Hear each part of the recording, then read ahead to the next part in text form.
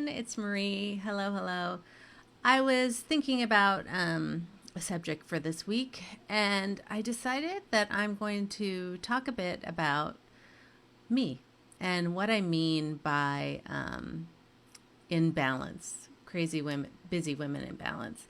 Because when I decided to do this group and program, I just was convinced that women needed help because I knew my own journey, and there was so much pain in my life for trying to do it all. And by the way, I'm really high functioning in that.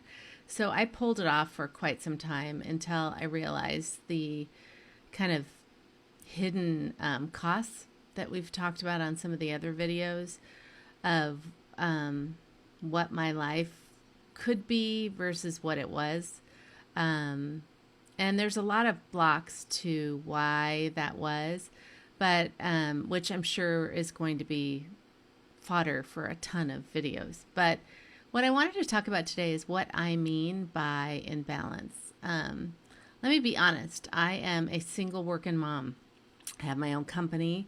This week I'm feeling particularly tired, and I'm looking at myself on the video and I see bags under my eyes because I had a minor surgery on Monday. Everything's fine. And of course, I just went right back at my life yesterday, and my body just shut me down. But I'm back up today, and it made me think, gosh, who am I to say and teach and coach women about balance when I get off balance too? And then I got quiet, which is the single most important thing we can do when we're feeling out of whack, and sometimes the hardest. And I realized the big difference and shift in my life between my old crazy busy and my new crazy busy is me. And that, I'm really centered in my life on me, even being a mom, even being an owner of a company, even having a lot of people that depend on me. My life for the first time in forever is centered on me. And what I mean by that is it's kind of funny because self-centered, egotistical, selfish, all these are such negative words. And as women, we try so hard not to be any of those things. But self-centered is kind of awesome. And what I mean by that is centered on self, not self-centered, conceited. And just in noticing, I asked everybody to give me 5 things, not people, that brought them joy. And our trigger always, or our knee-jerk reaction, is family, friends, kids, all these things that are external to us. And I really wanted to have you talk about you. In another video, I talk about the cycle, Too Tired, and I ask you to spend 5 to 10 minutes in the morning, and I want you to say what you're grateful for and 3 things that you like about yourself. And I've gotten a lot of feedback from people that that's hard. I did an exercise where I had to do 3 things that I liked about myself, could not repeat them, write them down for 30 days. And it was unbelievably hard. And it kind of made me sad because I'm a good person and there's a lot of good things. And I have a lot of people in my life who love me and think I'm awesome. And why couldn't I come up with 3 a day? I started being I like my nail polish. And I'm like, is that really about me? I mean, it was difficult, and it made me realize that I don't think about me a lot. And I think worse, I don't think it's okay to think about me a lot. And what I realized is that that's wrong.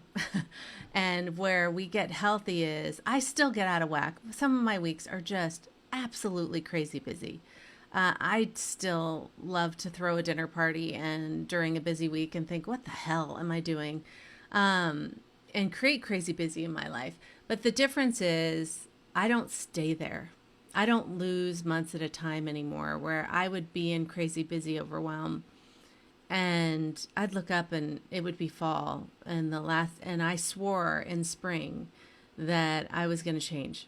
And I lost 6 months, 5 months, 4 months, 3 months without even realizing it because I was so focused on getting work done and everybody else and not me. And only until I put myself at the center of my life was I able to control it. I mean, we all have this kind of syndrome, I think, that you maybe relate to, and please post if you do, where it's what I call the I can so I should syndrome. well, I can do it, so I should. And, you I remember one time thinking to myself, does everybody feel this way? I was sitting at a speaking engagement as part of the audience, and they were short chairs. And a couple people walked in, and there was no chairs for them. And I literally started to itch. I was like, should somebody get him a chair? I'm like swinging around looking like, where are there chairs? Are there going to be chairs? I was so concerned about those people. And it wasn't my problem to solve. And on one level, where I hid behind all that mania of over self-care of everybody else, that caretaking on steroids, was that made me a good person. But that's a lie. I mean, yes, at its core, thinking about other people is amazing. But what it really was a defense mechanism to not have to think about myself and not have to work on myself and not have to deal with some of the things that I needed to deal with in my life. When I met my coach for the first time and had a conversation with her, which was just transformative to changing my life, she said to me, you got to stop coping and start dealing. And I was like, whoa. And those words just live in infamy for me because I am such a queen coper that I didn't even realize that I was coping anymore because it had become so believable.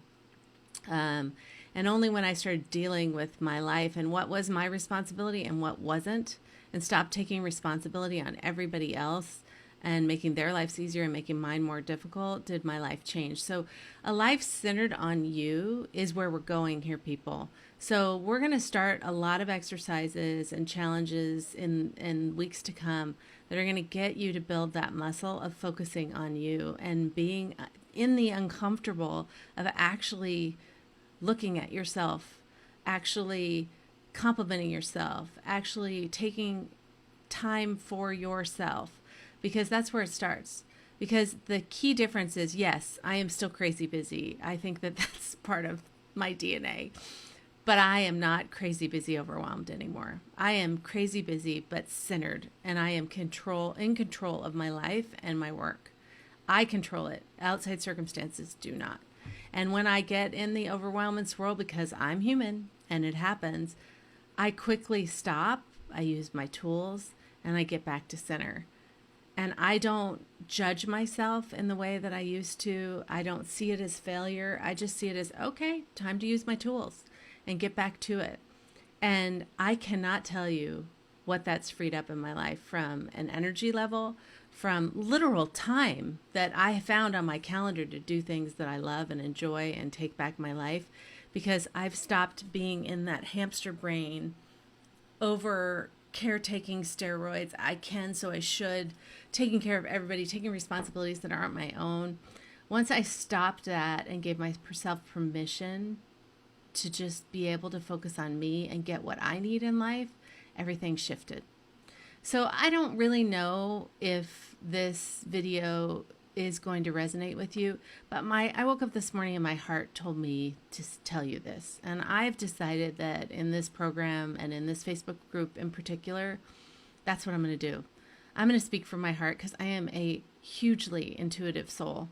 And I don't know, I just felt this morning, maybe because I'm exhausted from the surgery and I'm kind of low energy, I'm just feeling for all of you, because I know what it feels like to be overwhelmed and overcommitted and tired and really feel trapped in my circumstances of my life. And my single mission in this world from this point on really is to spend my work life helping women find a way out, because I know it's possible and I've done it.